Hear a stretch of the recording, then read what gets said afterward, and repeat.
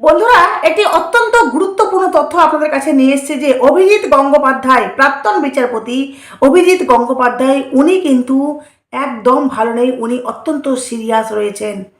তো আপনাদেরকে পুরো ডিটেলসে বলবো যে ডাক্তারবাবু কি বলছেন, যে অভিজিৎ গঙ্গোপাধ্যায়ের কখন কি হয়ে যেতে পারে।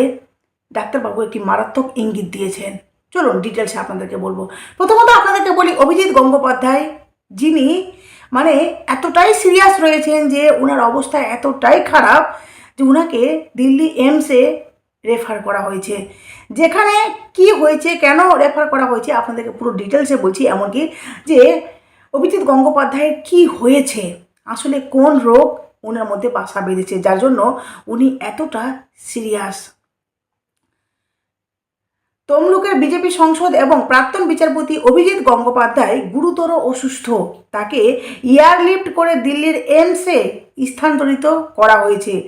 গ্যাস্ট্রো ইন্টেস্টাইনাল সেপসিস এ আক্রান্ত অভিজিৎ বাবুর শারীরিক অবস্থার অবনতি হওয়ায় এই সিদ্ধান্ত নেয় তার পরিবার এবং চিকিৎসকের দল। বুঝতে পারছেন, গত 14ই জুন রাত থেকে নিউ আলিপুরের একটি বেসরকারি হাসপাতালে ভর্তি ছিলেন অভিজিৎ গঙ্গোপাধ্যায়। মানে যেখান থেকে রেফার করা হয়েছে সেখানে কিন্তু উনি ছিলেন, যেটা হলো আলিপুরের একটি বেসরকারি হাসপাতালে।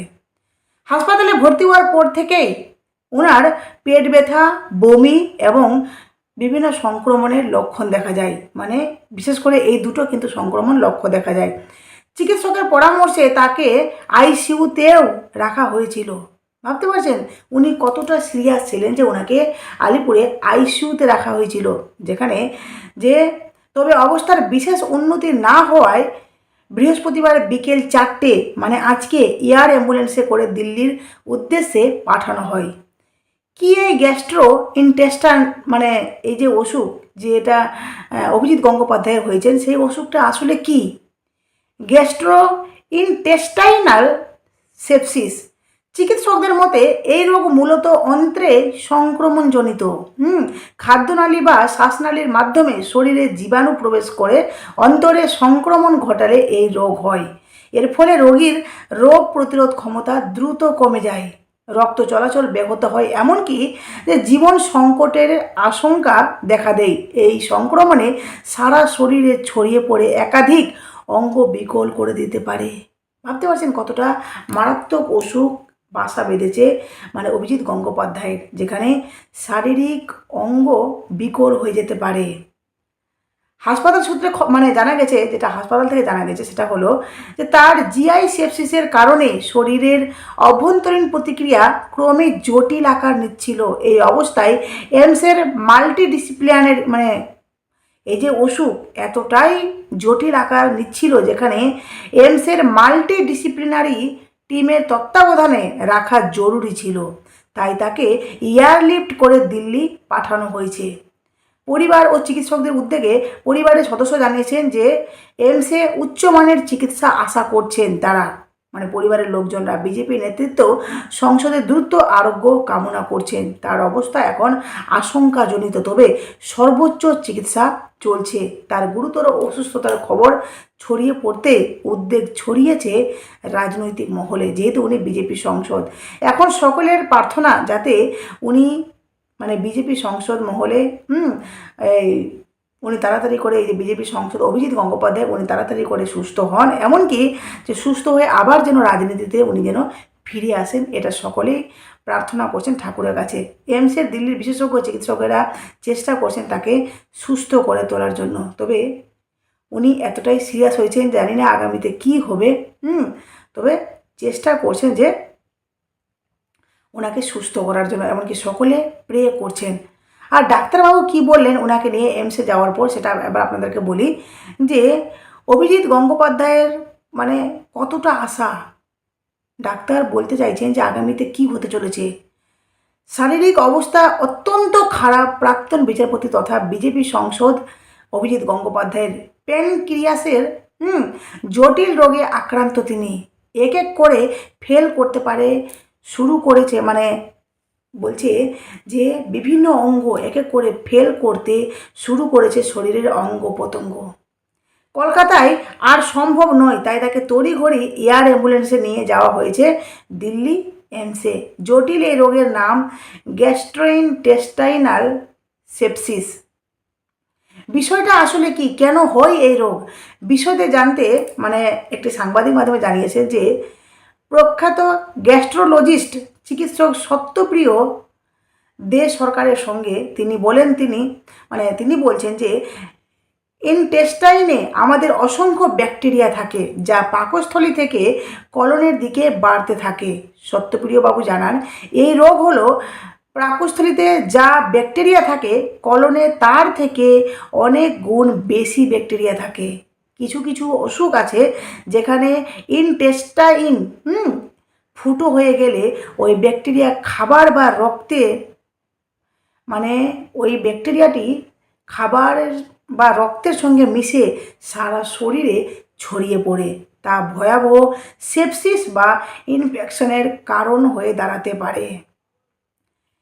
একটা সময়ের পরে তা কেবল ক্ষতিকারক ব্যাকটেরিয়া ছড়ানোর মধ্যে আটকে থাকে না, শরীরের মধ্যে এমন কিছু বিষাক্ত জিনিস নিঃসরণ করে যা শরীরে অন্যান্য অঙ্গ প্রত্যঙ্গ বিভিন্ন অঙ্গ প্রত্যঙ্গে পৌঁছে সেই সব অঙ্গকে বিকল করে দিতে পারে এই রোগ।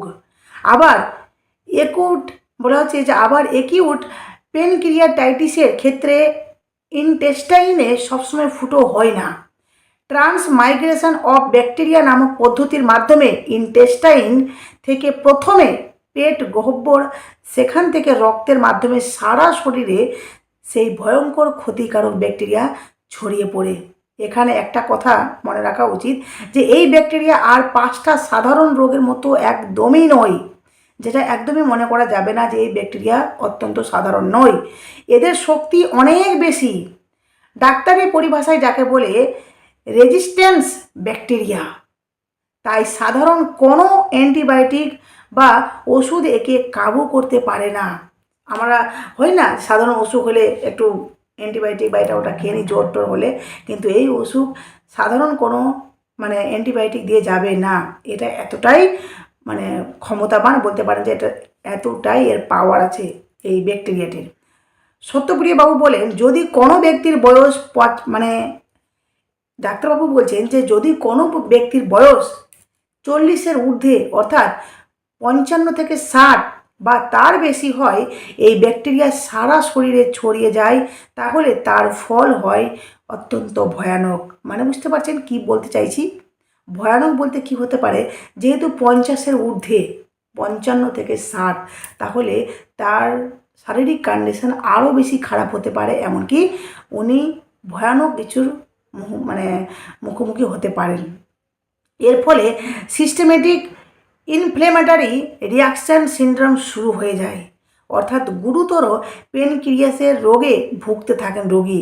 সবচেয়ে চিন্তার বিষয় হলো এই রোগ গুরুতর পর্যায়ে পৌঁছে গেলে তার কোনো সুনির্দিষ্ট চিকিৎসা নেই।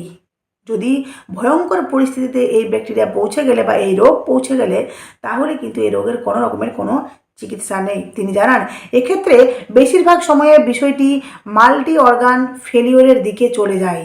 তখন চিকিৎসা বলতে ওই বিকল হতে থাকা অঙ্গগুলির আলাদা আলাদা চিকিৎসা করে বা কৃত্রিমভাবে মানুষটিকে বাঁচিয়ে রাখা।